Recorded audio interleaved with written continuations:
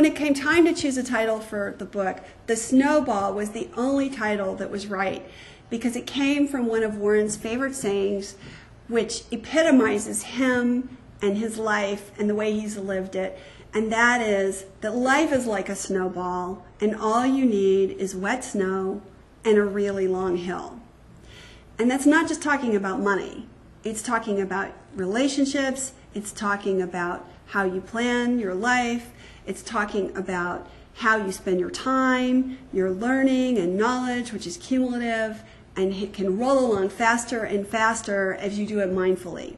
The impetus for writing the book came about in the spring of 2003 when another writer approached me to collaborate on a book about Warren Buffett. And the topic for that book was fairly narrow, and I felt at that time that writers had begun to carve off little pieces of Warren and write about him as if he consisted of a group of narrow subjects: Warren Buffett, the manager, Warren Buffett, the investor, and so forth. But I saw him more as a comprehensive whole. In thinking through this book idea, it suddenly struck me, that's not the right book. The right book is, and the idea for the snowball just sprang into my head, almost fully formed. I wanted to see a book about Warren Buffett that told a comprehensive life story of him that explained why is he the unusual person that he is. Why is he someone who is so rich yet doesn't really care about spending money for its own sake? Why did he grow up in this very right-wing Republican family and yet become a liberal Democrat? Why is he someone who believes that rich people should pay taxes? Why is he someone who is so grandfatherly in his persona and yet clearly has this tough, steely business side? There were all of these little paradoxes about him, and he was also somebody who had a life that was clearly worth emulating in many ways because of his successes, both in business and personally. He had so many friends.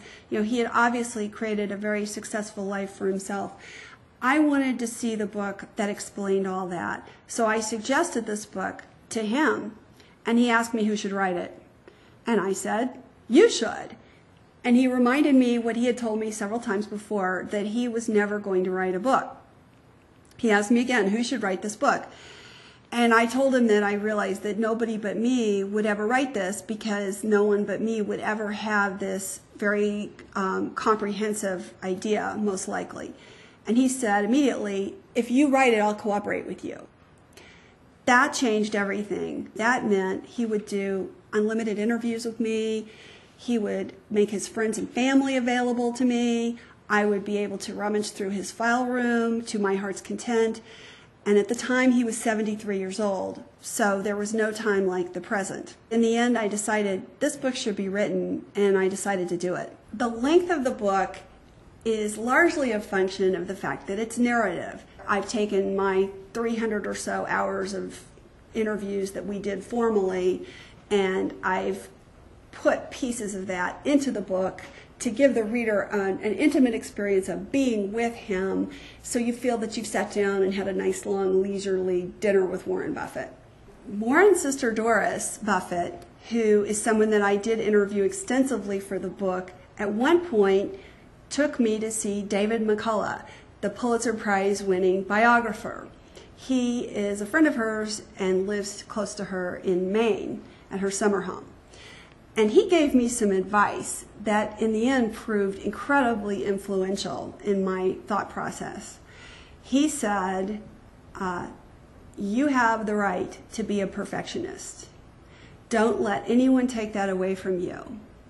You take as long as you need to make the book absolutely perfect, no matter how tired you are, no matter how rushed you feel, no matter how much anybody else wants the book to be finished, no matter what your deadline is, you have the right to be a perfectionist.